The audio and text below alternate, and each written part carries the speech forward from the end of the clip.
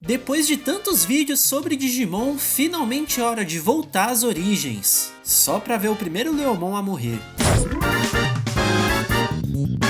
Digimon Adventure provavelmente dispensa qualquer apresentação. A primeira temporada ou série da famosa franquia Digimon, que estreou em 1999 no Japão e no ano seguinte pra gente aqui no Brasil, na falecida porém reformulada Fox Kids e no mais esquecido que a TV Globinho, o Férias Animadas com a Angélica. Eu queria era poder esquecer a abertura dela. Os Digimon são demais.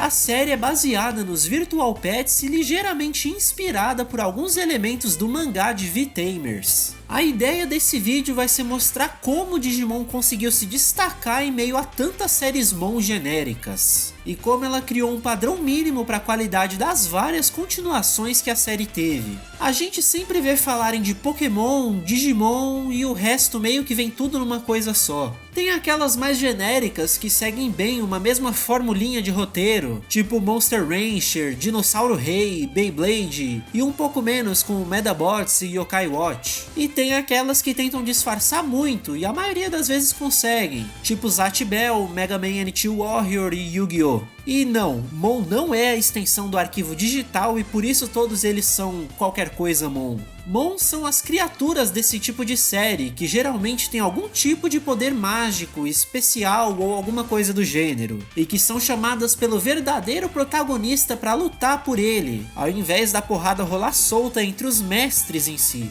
E tudo isso sempre volta para a discussão de quem foi o Mon original. Muita gente coloca Shin Megami Tensei e até Dragon Quest nessa origem, apesar de que originalmente a ideia de colecionar monstros era mais para lutar lado a lado com eles, e não necessariamente controlando eles. Mas com a popularidade do gênero, aos poucos até esses dois cederam. Provavelmente um vídeo só focado nessa formulinha seria mais legal do que falar só de Digimon, mas eu sinto que eu não tenho nem um décimo do conhecimento sobre anime, sobre a indústria e nem um monte de outras coisas que pra mim seriam essenciais saber pra montar um roteiro desses. Fora que já tem muita discussão sobre isso na internet e eu não teria mais nada para adicionar. Mas é justamente por isso que vem o tema desse vídeo. Infeliz ou felizmente eu me tornei o que eu chamei de fã psicopata no meu vídeo sobre Frontier. Aquele cara que lê a descrição das cartas, que joga os jogos do WonderSwan. Quem é que sabe o que é um WonderSwan? Então eu me sinto confiante o suficiente para abordar toda a mitologia e franquia de Digimon num vídeo. E aí pelo menos esse lado da história vocês vão ter.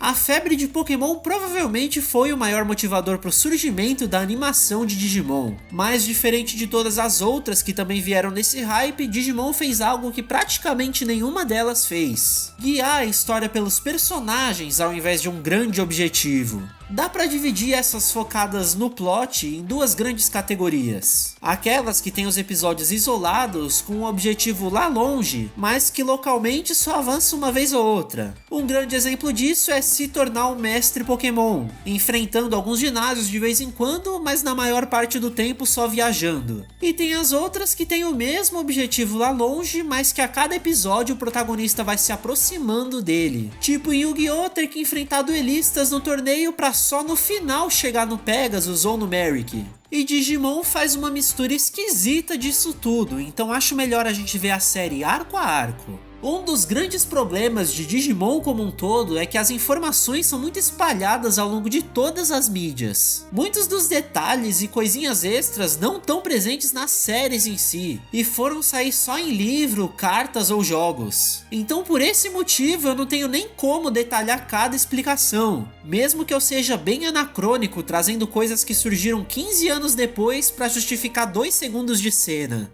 Desde o primeiro momento que a gente vê as crianças no mundo real, a série já começa a dar dicas das personalidades e papéis de cada um deles. coisa que se repete mais pra frente, quando eles vão parar no Digimundo e cada um é seguido pelas formas bebês dos Digimons. As reações nesses dois momentos são bem características das personalidades deles, o que faz todo sentido, já que é a primeira vez que a gente vê esses personagens interagindo com o mundo. Ao meu ver, esse seria o ponto em que a maioria das outras séries teria parado. Isso já é o suficiente para definir o herói, o da hora, o inteligente, a bonitinha e por aí vai. Mas Digimon Adventure foi além.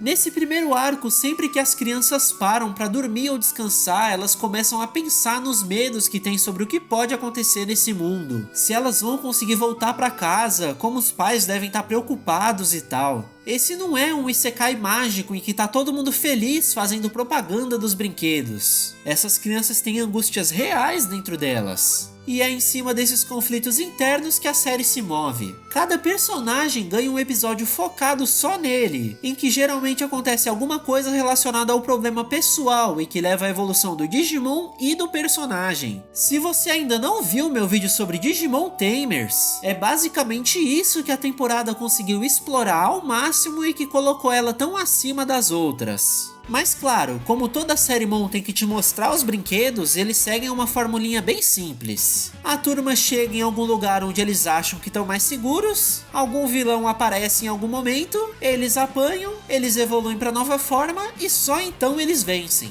Mas além de guiar a história focando cada episódio em um personagem diferente, Digimon Adventure ainda tem aquela coisa com o objetivo final a alcançar, mas mudando esse objetivo a cada arco. Para esse primeiro, o problema eram as engrenagens negras do Devimon. Ao mesmo tempo em que ver episódio a episódio te coloca mais dentro desse mistério, como no meu exemplo de Yu-Gi-Oh!, se você perder um deles, acaba que não muda muita coisa quando chega no Devimon em si, tipo a Liga Pokémon do Ash. Depois de desenvolver todos os personagens, menos o TK, o anime deixa de ser guiado por eles e foca nessa história. Eles chegam numa mansão abandonada que devolve para eles parte daquele conforto do mundo humano. Comida à vontade, banho quente, cama macia, o que só piora a angústia dentro deles, já que faz todo mundo lembrar de casa. E o anime deixou de desenvolver o TK de propósito. Nessa mesma mansão tem uma pintura de um anjo, que ele e o Patamon ficam encarando sem motivo nenhum, aparentemente. O Devimon meio que reinicia o arco, separando a turminha e dando meio episódio para cada um deles. É o que Digimon poderia ser sem toda essa parte de desenvolvimento de personagem, já que é basicamente cada criança só mostrando a forma evoluída para passar de fase até voltar pro chefão. E o legal é que agora que eles não precisam desenvolver um por um, eles focam nos núcleos complementares. O Tai e o Matt, líderes naturais, mas com visões diferentes. A Sora e o Joe, uma que tem muita autoconfiança, mas que não quer ser responsável por ninguém. E o outro que justamente é bem inseguro, mas ainda assim tenta cuidar de todo mundo. E Mimi e Izzy, contrapondo uma suposta burrice por ser inocente demais, com o outro que é tão inteligente que às vezes deixa passar as coisas mais simples. E aí tem o TK, que ficou sozinho com o Patamon. Até agora não teve nada pra ele, mas quando ele visita a vila do início, onde os Digimons nascem e renascem, criando uma regra muito importante desse mundo, o Patamon e o Elecmon começam a brigar pra cuidar dos Digimons bebês, mostrando pra gente como a separação dos pais afetou bastante o TK. E no final do episódio ainda tem essa peninha aleatória vindo em direção à tela, enquanto o Devimon sai de dentro da pintura do anjo. Dentro do universo de Digimon, o Devimon é um Angemon caído, então literalmente o diabo só poderia ser derrotado por um celestial. Depois da turma inteira apanhar feio pra ele, a evolução pra Angemon foi a última esperança deles, com o simbolismo claro do Salvador se sacrificando por todos nós. Mas a formulinha clássica continua existindo. Quando o inimigo é derrotado, um inimigo ainda pior aparece. E para derrotar ele, as crianças precisam de novos brinquedos. O Genai é importantíssimo para a mitologia de Adventure. No começo ele fala que não sabe quem chamou as crianças e nem como elas podem voltar para casa. Só sabe que elas têm a missão de salvar o Digimundo. O que é mentira, como a gente vê no final. Ou é furo de roteiro mesmo. A partir desse ponto, a história começa a focar nos mistérios do que é esse mundo, do porquê deles estarem ali e tudo mais. E o primeiro episódio dessa nova parte cria mais uma tradição em Digimon. Quando eles estão prontos para ir pro próximo estágio da aventura toca uma música animada e sentimental, com direito a uma montagem bonita. Nesse caso toca o Seven, que por si só tem um significado do caramba. Isso enquanto reencontram inimigos que viraram amigos e juntos constroem a balsa que vai levar eles pro novo continente. É exatamente a tradição que Tamers usou pra te enganar, pra te deixar mal.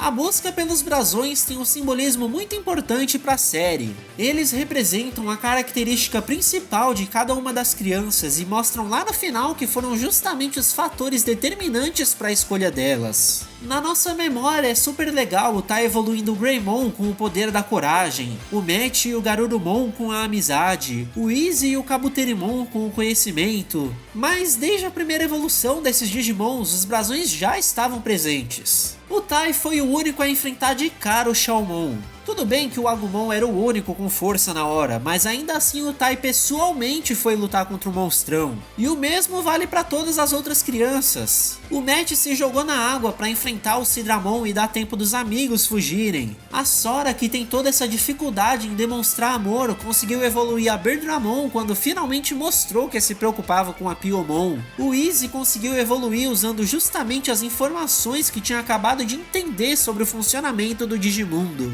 A Mimi aceitou as obrigações dela como Digi escolhida. O Joe se colocou em risco sozinho por se sentir responsável pela galera. E o TK foi literalmente a única esperança para vencer o Devimon. O único problema dessa história toda é como as crianças encontram esses brasões. É tudo muito jogado de qualquer jeito. Eles estão fugindo, acabam presos num beco sem saída e opa! A parede é o brasão e agora todo mundo pode passar. Ou então eles estão presos, querem cavar um buraco pra sair e opa, o chão é o brasão e agora todo mundo pode passar. Dois personagens que nunca tiveram química juntos encontram um brasão onde? Na parede. Dá pra querer justificar que é o Digimundo entregando o que lhe é de direito, mas dava pra ter desenvolvido melhor, né? A real é que a única coisa boa do arco do Etemon é a evolução corrompida do Greymon, que mais uma vez criou uma tradição pra todos os protagonistas. Quando ele fica lá, todo meninão, ele acaba demonstrando uma falsa coragem que leva ao surgimento do Skull Greymon. Ele tem enchido o Agumon de comida até não aguentar mais, treinar até ficar exausto, ter se colocado em risco de propósito. Tudo isso pode ser visto como um paralelo aos maus tratos nos Virtual Pets, que acabam influenciando uma mudança na linha evolutiva dos Digimons. Mas até isso é meio furo de roteiro.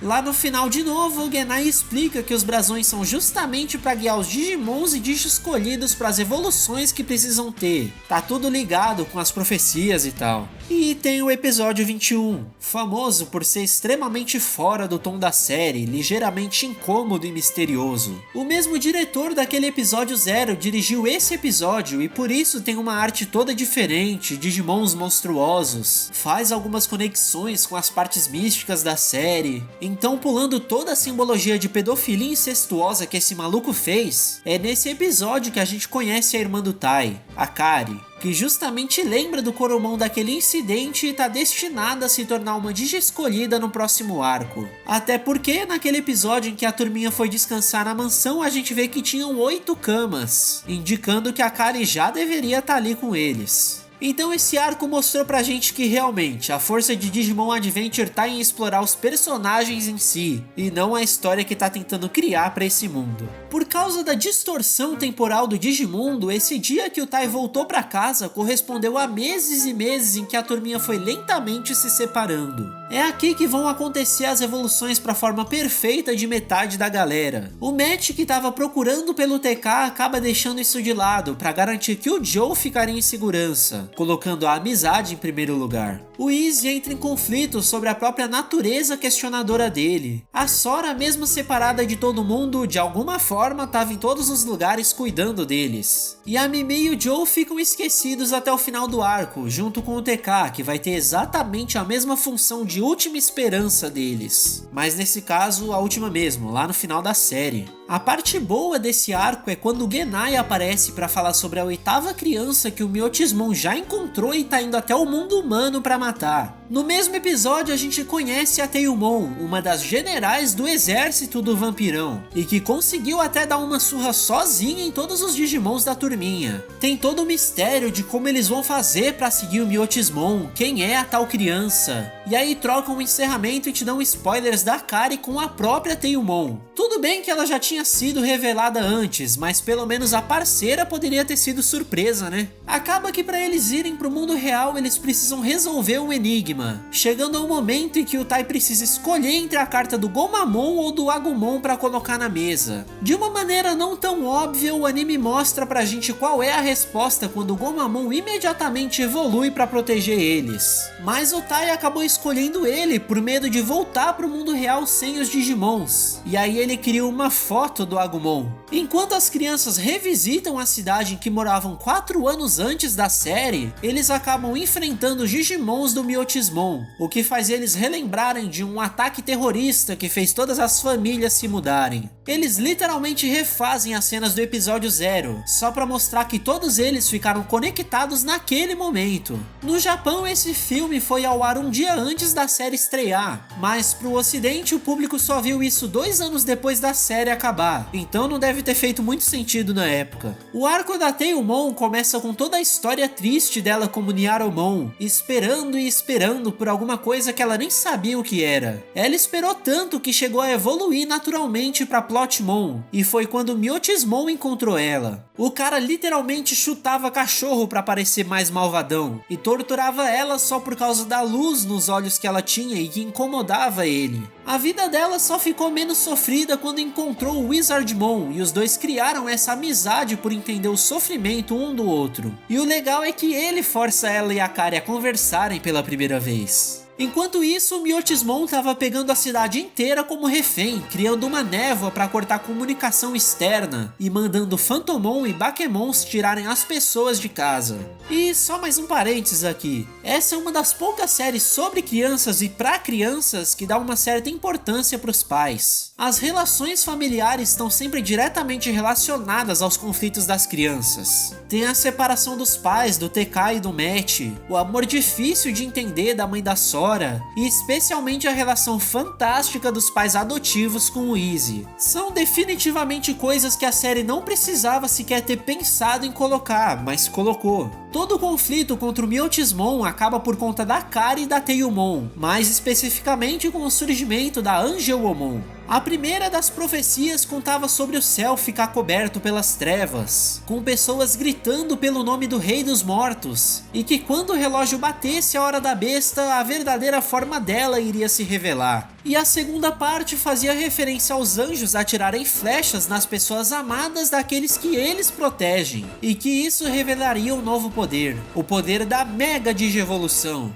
Mas seguindo a formulinha, esse ainda não é o vilão final. A gente precisa de mais um arco. E ironicamente, esse arco final com os Dark Masters é o que eu esperaria de uma série introdutória do universo Digimon. Eles explicam e passam a usar muitos dos termos internos da franquia, como os campos e os Digimons bem característicos de cada um deles nos Virtual Pets, ou os tipos vacina, vírus e dados, e o esquema de pedra, papel, tesoura deles, que inclusive é a justificativa pro Metal Seadramon ser o único a atacar a turminha pessoalmente, já que é o único dados entre os outros vírus e por isso teria vantagem contra todos os vacinas deles. Tem também outras coisas internas que não são explicadas, mas que são usadas. Tipo o Mugen Dramon morrer quase instantaneamente na luta contra o Wargreymon, já que as Dramon Killers dele servem justamente pro que o nome indica. Mas se eles são os vilões de verdade da série, e onde é que eles estavam até agora? Aí entra a novelização dessa série. Anos depois de Digimon 02 terminar, lançaram alguns livrinhos recontando Digimon Adventure, reescrevendo algumas coisas para se adequar mais à mitologia da série. E é o que Digimon Tree usou como base. O que é péssimo, já que um total de 0 pessoas do público-alvo da nostalgia deve ter lido as novels. Além das 7 crianças, o Digimundo recebeu outras antes delas. Até mencionam isso na série, mas fica mais como lenda do que como fato. E 4 desses Digimon se tornaram os deuses soberanos do Digimundo, como o Tri mostrou e não explicou. E esses deuses eram o que estavam segurando os Dark Masters. É aqui que explicam a questão da homeostasis, que de novo só recebe esse nome na novel e que é usado em Tri como se todo mundo soubesse quem é. Essa equipe criou os Digivices, Brasões e Digiovos, especificamente para as crianças que tiveram os dados coletados durante a luta entre o Parrotimon e o Greymon.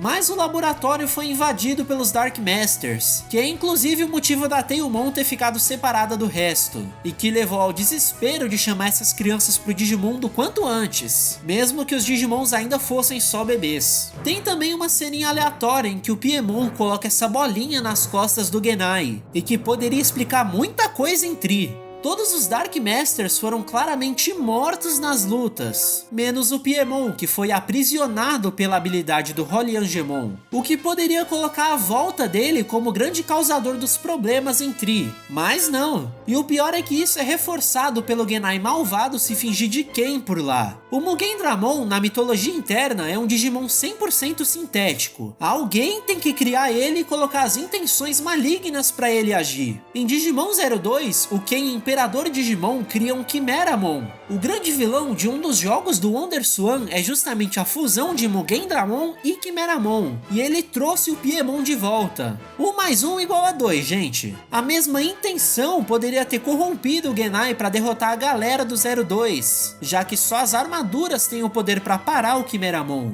Sei lá, é uma coisa que poderiam ter usado, mas de novo é coisa de fã maluco, precisa cruzar 2 séries, um jogo, livro e carta pra fazer sentido. E uma última vez, o vilão de verdade não era o que a gente esperava. O Apocalimon é a grande escuridão atrás do firewall do Digimundo, o culpado por todas as distorções. A última lenda conta que isso aconteceu há muito tempo, mas que crianças do outro mundo vieram para dar forças aos Digimons. E por isso a Homeostasis optou pela segunda vinda delas para resolver o problema. E o final não poderia ser diferente do resto da série, com eles apanhando pra caramba a ponto de realmente perder a luta. Mas aí, no momento dramático, o poder da amizade, coragem, amor, pureza, conhecimento, confiança, esperança e luz, eles conseguem reverter o estalar do a grande explosão final do Apocalimon. Então não sei se vocês repararam, mas Digimon Adventure é uma grande releitura das metáforas religiosas. Um anjo caído colocou o mundo em vários problemas, tentando corromper até os melhores dos homens. E quando a hora da besta chegou, os mortos se levantaram e foram seguidos pelos 4 cavaleiros do Apocalipse, Mon. A parte do Metal Sidramon envolveu muito o imaginário da comida, representando o Cavaleiro da Fome. O Pinocchimon tinha o Kiwimon como servo, com essa máscara parecida com a dos médicos da peste. O Mugen Dramon literalmente tinha um exército, sendo o Cavaleiro da Guerra. E o Piemon não precisa nem de comparação para falar que é o da morte, né? Então depois de tudo isso, fica mais do que óbvio que Digimon Adventure influenciou bastante toda a estrutura de roteiro das sequências da franquia. Esse padrão mínimo de qualidade em relação à concorrência é o que deu destaque para a série, ainda que com o passar do tempo a popularidade dela tenha diminuído. Mas se em 20 anos praticamente nenhuma outra série Mon ficou tão popular quanto Pokémon e Digimon, deve ter um motivo. Pensando que agora a gente não depende mais da série chegar até a TV para ficar famosa, seria de se esperar que uma nova febre surgisse. Mas infelizmente a maioria dessas outras séries tratam o público infantil só como mercado. O negócio é vender brinquedo e pular pra próxima. A gente precisa de mais séries que respeitem a capacidade do público-alvo delas. Porque aí quando essas crianças crescem, elas podem olhar pra série com novos olhos. Fora que dá pra fazer mais 1 ou 2 continuações em cima disso e vender tudo de novo, né? Show me your